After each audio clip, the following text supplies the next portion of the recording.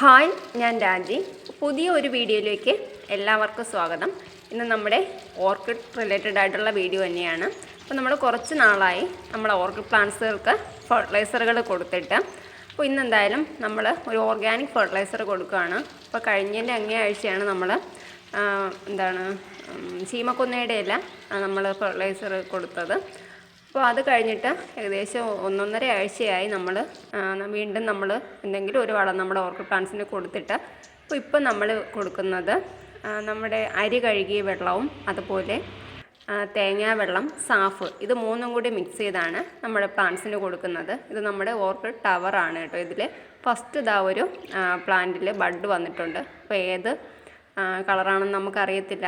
ഇതെല്ലാം നമ്മൾ 50 രൂപയ്ക്ക് വാങ്ങി. എൻ്റെ മുകളിലിരിക്കുന്ന ആദ്യത്തെ അതല്ല, ഇതിൻ്റെ മുകളിലിരിക്കുന്ന പ്ലാന്റ്സുകളെല്ലാം നമ്മൾ 50 രൂപയ്ക്ക് സാം ഓർക്കിഡ്സിൽ നിന്ന് വാങ്ങിയതാണ്. അപ്പോൾ അതിൽ ഇത് കണ്ടില്ലേ, ചെറിയ ഓരോ ഷൂട്ടുകളൊക്കെ വന്ന് തുടങ്ങിയിട്ടുണ്ട്. ഇതെല്ലാം നമ്മളിതുപോലൊരു നെറ്റിൽ കരിക്കഷ്ണങ്ങളൊക്കെ ഇട്ട് നമ്മൾ സെറ്റ് ചെയ്തേക്കുന്ന പ്ലാന്റുകളാണ്. എല്ലാത്തിലും അപ്പോൾ ബഡുകളൊക്കെ വന്നിട്ടുണ്ട്. ഇതുപോലെ നമ്മൾ ഓർഗാനിക് ഫെർട്ടിലൈസറുകളൊക്കെ കൊടുത്തു കഴിഞ്ഞ് നിറച്ച് ഇതുപോലെ ബഡുകളൊക്കെ വരും.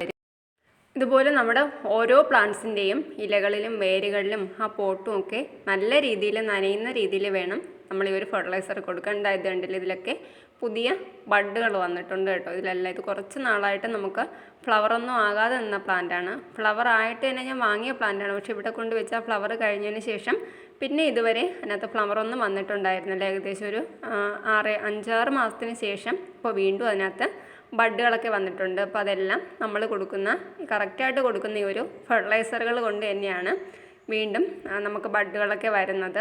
ഇതൊരു ഡാൻസിങ് ഗേളാണ്.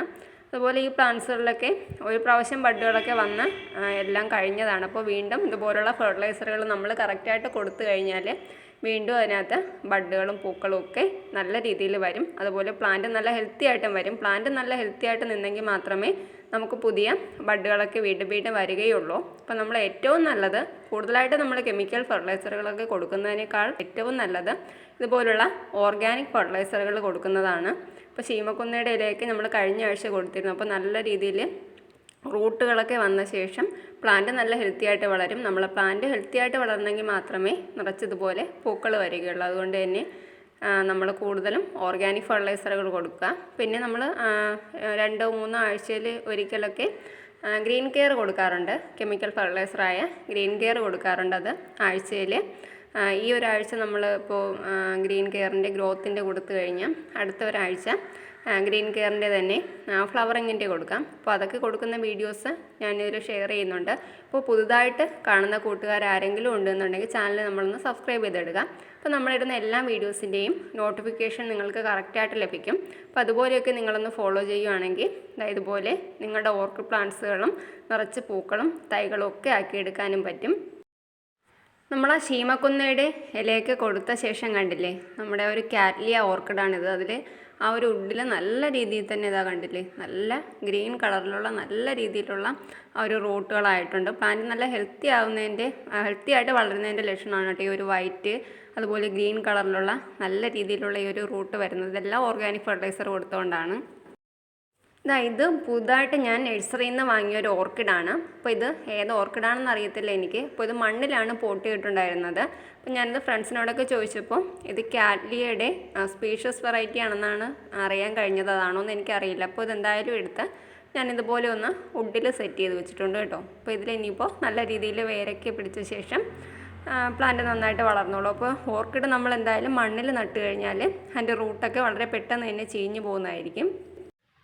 മുന്നേ ഞാനൊരു വീഡിയോയിൽ കാണിച്ചിട്ടുണ്ടതായിരുന്നു നമ്മുടെ ഈ ഒരു ടർട്ടിൽ വെയിലിൽ ചെറിയ കുരുവികൾ കൂട് വെച്ചിട്ടുണ്ടായിരുന്നത്. അപ്പോൾ ഞാൻ ഉച്ചവരെ വീട്ടിലില്ലായിരുന്നു. വന്നപ്പോൾ കണ്ടില്ലേ, അത് കൂട് വെച്ചിരുന്നതൊക്കെ പകുതി ഭാഗം ഇങ്ങനെ തറയിൽ വീണ് കിടക്കുന്നുണ്ടായിരുന്നു കേട്ടോ. അപ്പോൾ ഞാൻ ഈ കുഞ്ഞ് വിരിയുന്നതും കാത്തിരിക്കുകയായിരുന്നു. ഓരോ ദിവസം ഇങ്ങനെ നോക്കും കുഞ്ഞ് വിരിഞ്ഞിട്ടുണ്ടോ എന്നൊക്കെ നോക്കാറുണ്ട്. അപ്പോൾ ഇന്നലെ വന്നപ്പോൾ ഇതിൻ്റെ അടുത്ത് പട്ടി നിന്ന് നന്നായിട്ട് കുരയ്ക്കുന്നുണ്ടായിരുന്നു. നോക്കിയപ്പോൾ അതിൻ്റെ അടുത്ത് തന്നെ ഒരു ചേര ഉണ്ടായിരുന്നു കേട്ടോ. അപ്പോൾ ഇതിൻ്റെ കൂടെല്ലാം ഇങ്ങനെ ആകെ നാശമായിട്ട് ഇട്ടേക്കുകയും ചെയ്യുന്നു. അപ്പോൾ കിളീനെയും ഞാൻ കണ്ടിട്ടുണ്ടായിരുന്നു. അപ്പോൾ ഞാൻ വിചാരിച്ചെന്താണ് മുട്ടയും കുഞ്ഞിനെയൊക്കെ ആ ഒരു ചേര പിടിച്ചുകൊണ്ട് പോയി കാണുമെന്ന് വിചാരിച്ചിട്ടുണ്ടായിരുന്നു. അപ്പോൾ ഇന്ന് രാവിലെ നോക്കുമ്പോൾ ആ കിളിയുടെ സൗണ്ട് കേൾക്കുന്നുണ്ട് കേട്ടോ. അപ്പോൾ കുഞ്ഞ് വിരിഞ്ഞിട്ടുണ്ട്. അപ്പോൾ എന്തായാലും പട്ടി നിന്നതുകൊണ്ട് എന്തായാലും ചേര ഇതിനകത്ത് കുഞ്ഞിനെ പിടിച്ചിട്ടുണ്ടായിരുന്നില്ല. പക്ഷേ അതിൻ്റെ കൂടെല്ലാം നല്ല രീതിയിൽ ഇങ്ങനെ നാശമാക്കി ഇട്ടിട്ടുണ്ട് കേട്ടോ. അപ്പോൾ എന്തായാലും കുഞ്ഞ് വിരിഞ്ഞിരിക്കുകയാണ്.